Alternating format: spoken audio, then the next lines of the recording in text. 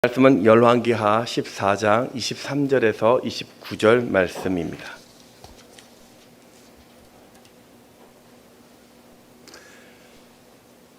열왕기하 14장 23절에서 29절 말씀까지입니다.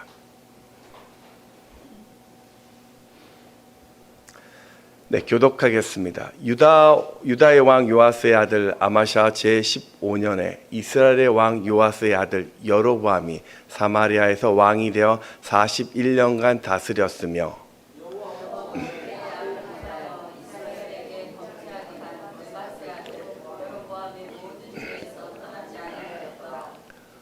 이스라엘 하나님 여호와께서 그의 종 가드 헤벨의 아베대의 아들 선지자 요나를 통하여 하신 말씀과 같이 여로보암이 이스라엘 영토를 회복하되 하맛 어귀에서부터 아라바 바다까지 하였으니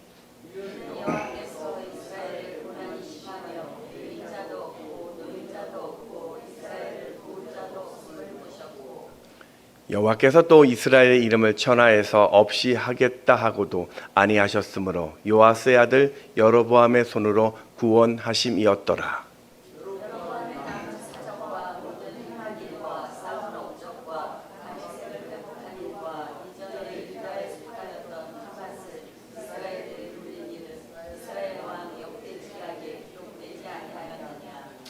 함께 읽겠습니다. 여로보암이 그의 조상 이스라엘 왕등과 함께 자고 그의 아들 스가랴가 대신하여 왕이 되니라. 아멘. 오늘 오신 여러분을 환영하고 또 축복합니다. 우리 옆에 계신 분들과 인사해도 좋겠는데 이렇게 한번 인사해 주시면 좋을 것 같아요. 한 주간 참 수고 많으셨습니다.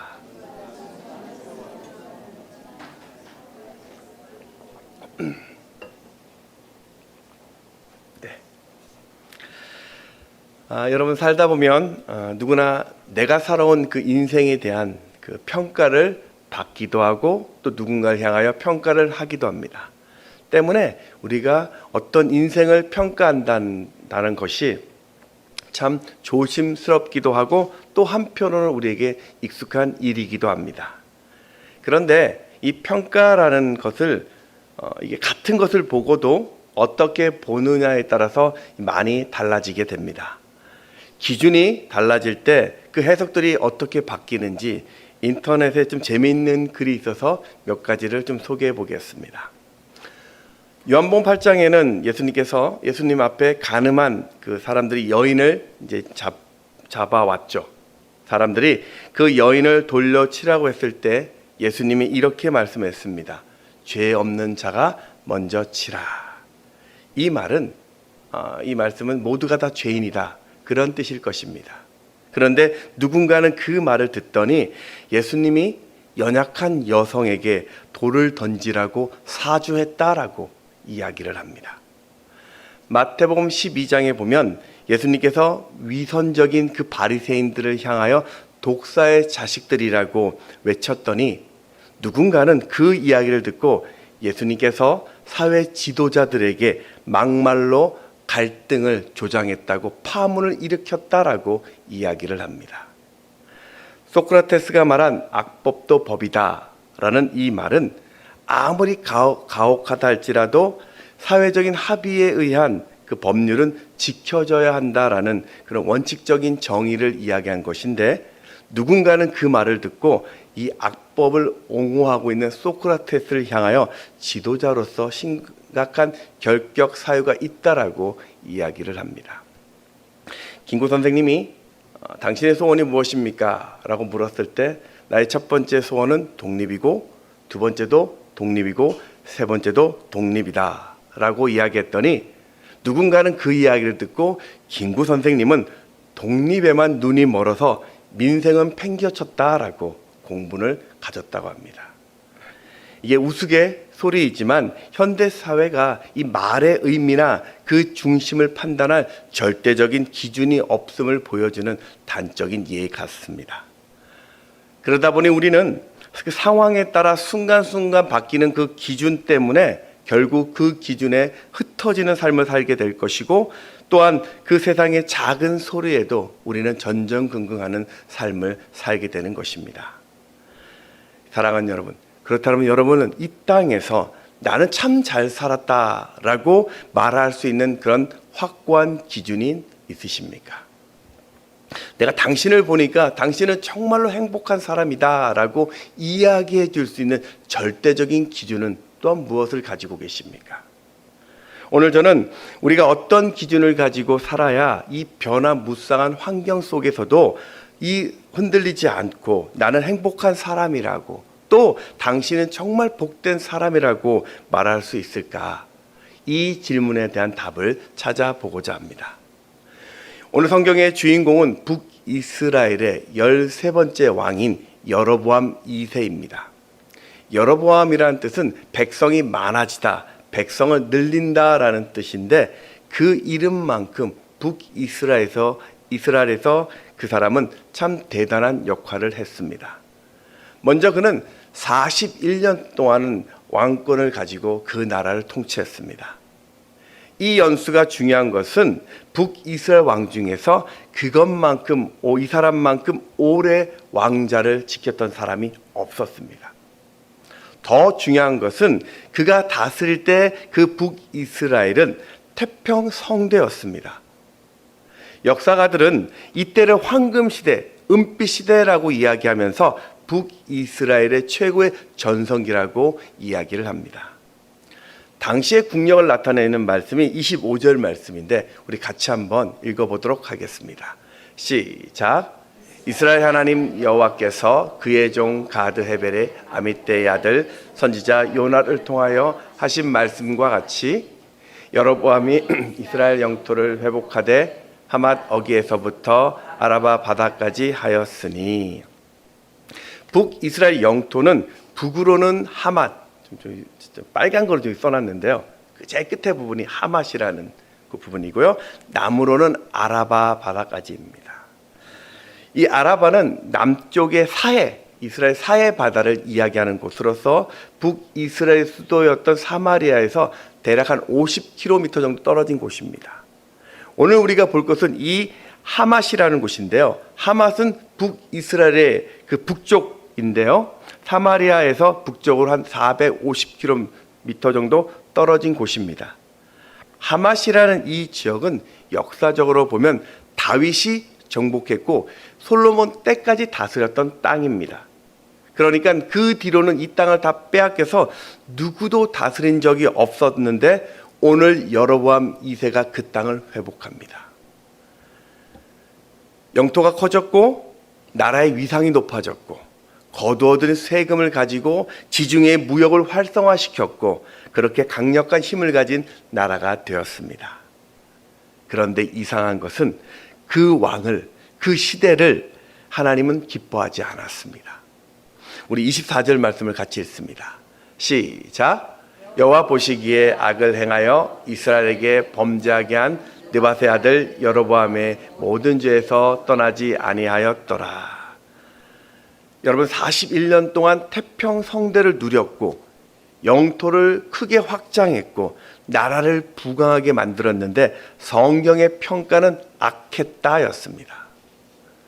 더욱이 이 여로보암 2세 이야기는 오늘 본문에 나와 있는 딱 7줄밖에 기록되어 있지 않습니다. 북이스라엘에서 가장 짧은 왕이 시므리 왕인데요. 이 왕은 일주일 동안 왕이 되고 일주일 후에 살해를 당합니다. 그런 왕에 대해서 성경은 12구절이나 기록되어 있는데 41년 동안 나라를 멋지게 성장시켰는데 할 말이 고작 7절밖에 없었던 것입니다. 왜 그랬을까요? 여기에 대해서는 두 가지 해석이 있을 수 있는데 그 첫 번째는 그가 이루었던 이 성공이 하나님 보시기에는 아무것도 아니었다라는 평가입니다. 그래서 성경에 기록할 가치가 없다는 것 하나의 해석이 될 수 있고요. 또 한 가지 해석은 그가 이루었던 이 성공이 왕 자신의 힘이나 능력이 아니라 하나님께서 주신 것이기 때문에 굳이 성경에 소개할 필요가 없다는 해석도 가능합니다.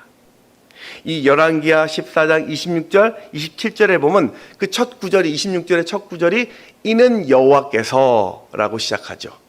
27절도 보면 여호와께서라고 이야기합니다. 여로보암의 이야기를 하는데 그 주어가 여로보암이 아니고 여호와께서로 되어 있습니다. 그러니까 여로보암이 뭔가를 잘해서 하나님이 도와주신 것이 아니라 북이스라엘을 다시 돌아오게 하기 위한 여로보암과 상관없이 베푸신 하나님의 긍휼이었다라고 해석할 수 있습니다. 여러분, 우리가 살다 보면 그럴 때가 있습니다. 하나님을 대적한 사람이고 하나님의 길을 막아서는 사람인데도 세상에서 너무 잘 되는 사람. 신앙은 별 볼 일 없는데 하는 것마다 이상하게 운이 따르는 그런 사람이 있습니다.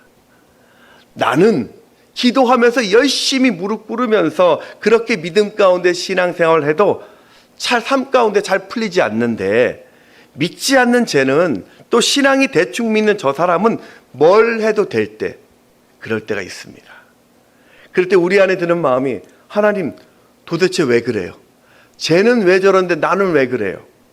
이렇게 우리의 믿음이 흔들릴 때가 있습니다. 여러분, 성경에는 하나님께 쓰임받는 인생이 두 종류의 인생이 있습니다. 첫 번째는 정말 귀하게 쓰임받는 또 선한 인생이 있습니다.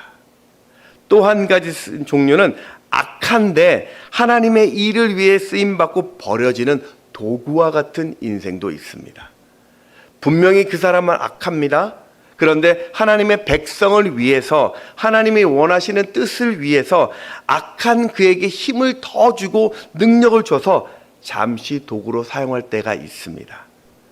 애굽의 바로왕, 오늘 이 북이스라엘의 여로보암 2세, 그리고 가롯 유다가 그런 사람들입니다.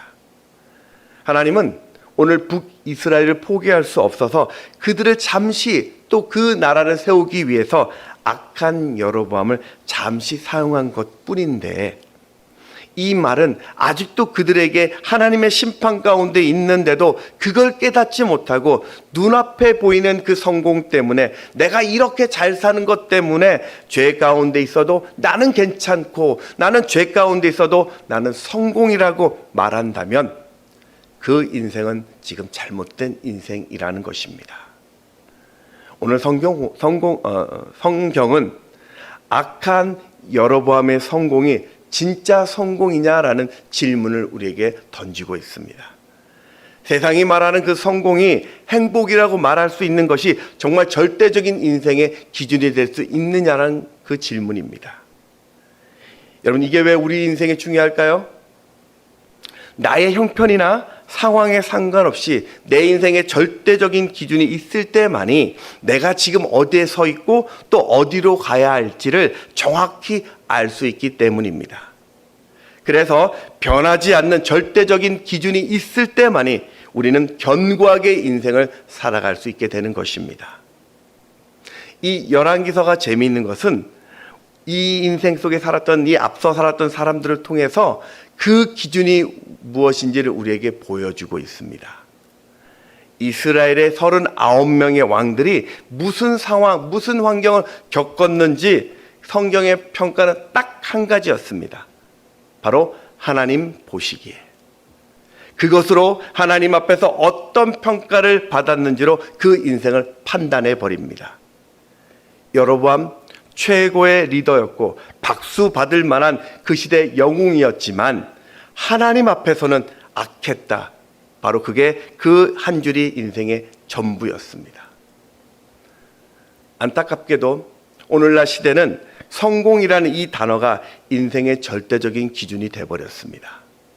최고의 학력을 가지고 최고의 직장에서 더 큰 차를 타고 더 큰 아파트를 가지고 더 큰 능력을 가지고 더 많은 것을 소유하는 것, 그것이 인생의 절대적인 성공이라고 말하고 있습니다.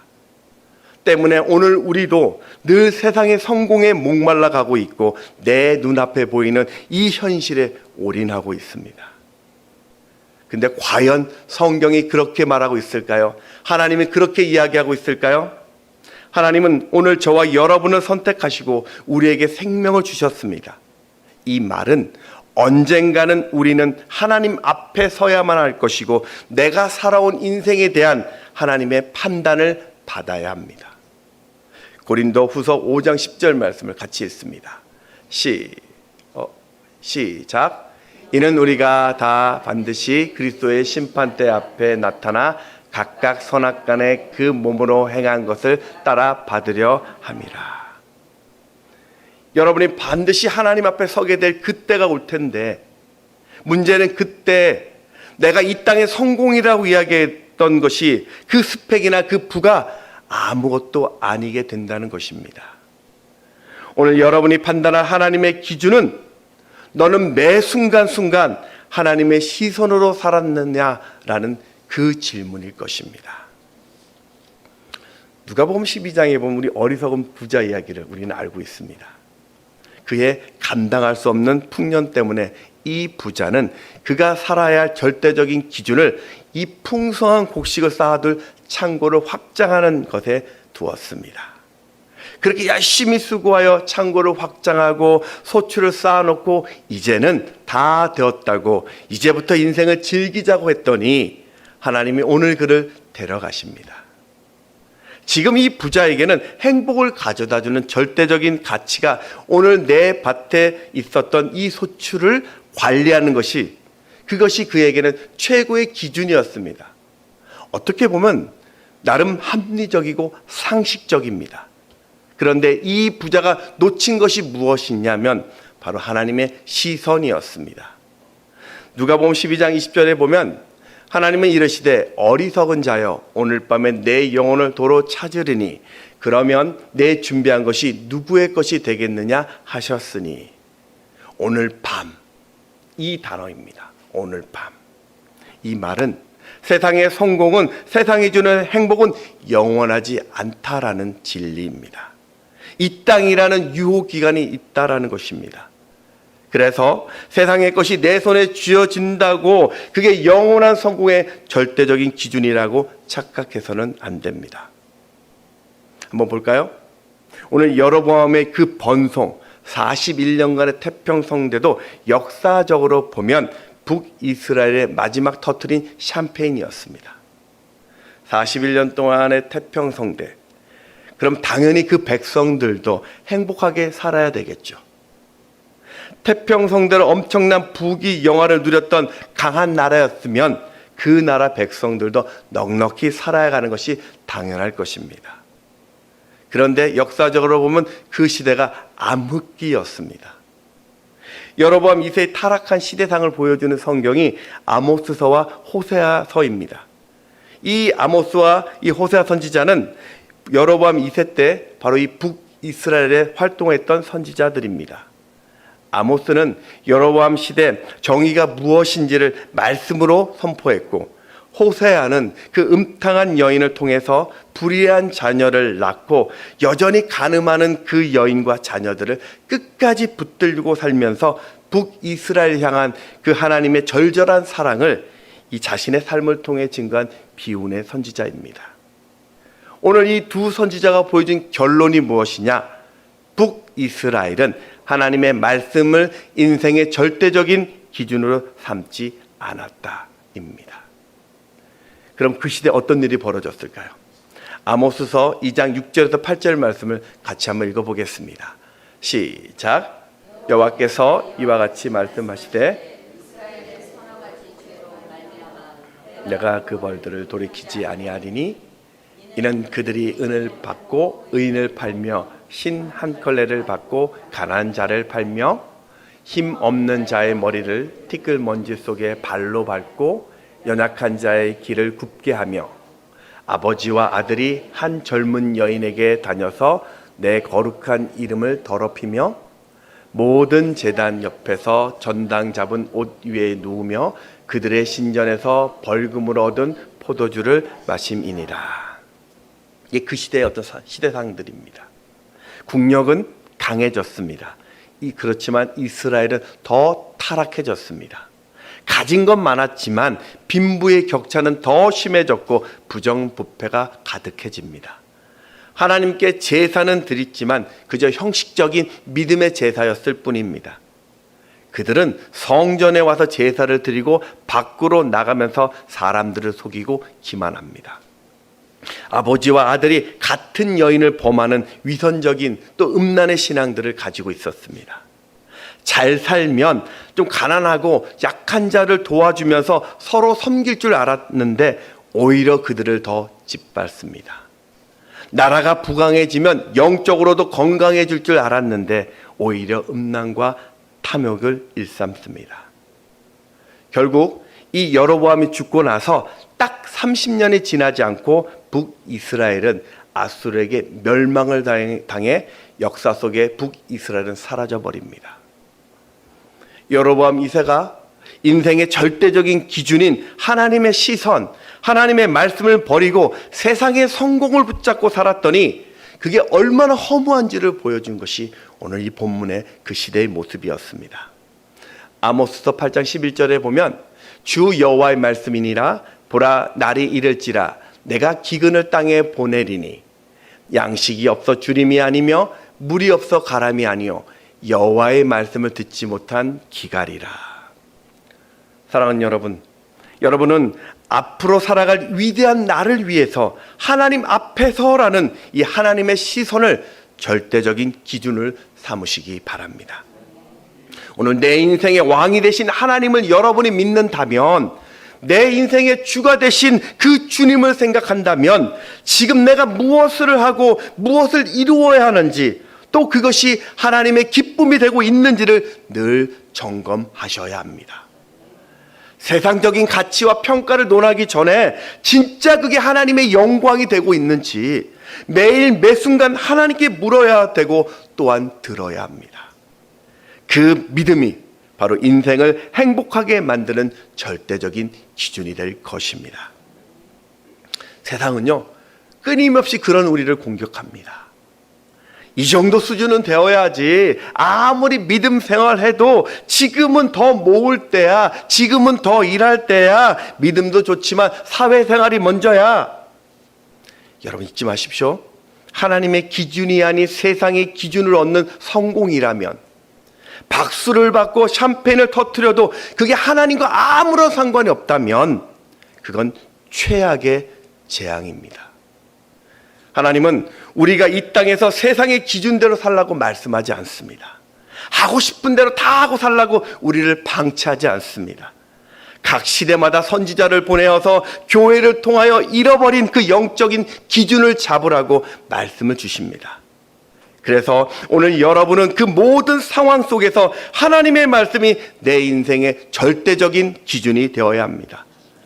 그거 하나면은 되어지는 것입니다.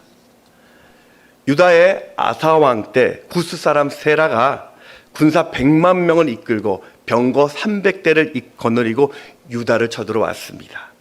그때 이 아사왕은 전쟁을 준비하기 전에 가장 먼저 한 것이 무엇이냐면 하나님 앞에 나와 믿음의 기도를 합니다. 역대하 14장 11절 말씀 같이 읽습니다. 시작. 아사가 그의 하나님 여호와께 부르짖어 이르되 여호와여 힘이 강한 자와 약한 자 사이에는 주밖에 도울 리가 없사오니 우리 하나님 여호와여 우리를 도우소서. 우리가 주를 의지하오며 주의 이름을 의탁하옵고 이 많은 무리를 치러 왔나이다. 여호와여 주는 우리 하나님이시오니 원하건대 사람이 주를 이기지 못하게 하옵소서. 아멘. 그가 아사왕이 전쟁에 앞서서 제일 먼저 하나님 앞에 이 고백을 합니다. 그가 이렇게 고백할 수 있었던 것은 그의 인생의 절대적인 그 말씀이 하나님의 시선이 기준이었기 때문입니다. 자, 그렇다면 이 기도에 대한 하나님의 응답을 한번 들어볼까요? 역대하 4장 12절 13절 말씀 같이 또 읽습니다. 시작. 여호와께서 아사와 유다 사람들 앞에서 치시니 구스 사람들이 도망하는지라. 아사와 그와 함께한 백성이 구스 사람들을 추격하여 그랄까지 이르매 이에 구스 사람들이 엎드러지고 살아남은 자가 없었으니 이는 여호와 앞에서 그의 군대 앞에서 패망하였음이라. 노력한 물건이 매우 많았더라. 아멘. 아사왕이 인간적으로 아무리 수단 방법 가리지 않아도 그가 이뤘던 이 성공은 이것만큼 하나님이 주신 그 방법만큼 이루지 못할 것이었습니다. 사랑하는 여러분, 하나님이 내 인생의 기준이 되는 사람은 세상을 두려워하지 않게 될 것입니다. 하나님이 내 인생의 기준이 되는 사람은 지금 내가 가지고 있는 것으로도 거뜬히 이 땅에서 왕으로 살 수 있을 것입니다. 이게 오늘 오늘 말씀의 결론입니다. 말씀을 정리하겠습니다. 오늘 여러분은 어떤 기준으로 이 세상을 바라보고 계십니까? 하나님의 시선을 외면하고 41년 동안 쌓았던 부귀영화, 그 성공도 결국은 허무함으로 끝났습니다. 여러분이 하나님을 두려워하지 않고 세상 잘 되는 것만 생각한다면 오늘 인생의 기준이 틀렸습니다. 하나님이 나를 세우셨는데도 그 말씀과 기도가 불편해지면 지금 우리는 잘못된 길을 걸어가고 있는 것입니다. 사람들에게 좋은 평가받고 인기 얻는 것보다 더 중요한 것은 내가 하나님 앞에서 잘했다라는 평가를 받는 것이, 그것을 기억하시고 오늘도 내게 주신 그 말씀으로 내 인생의 삶을 고정하시기 바랍니다. 문제에 빠지지 마시고 그 상황에 무너지지 마시고 현실에 흔들리지 마시고 그 문제를 해결해 주시는 성령의 인도하심을 따르시기 바랍니다. 하나님은 반드시 여러분을 선한 길로 인도하실 것입니다. 찬양하겠습니다.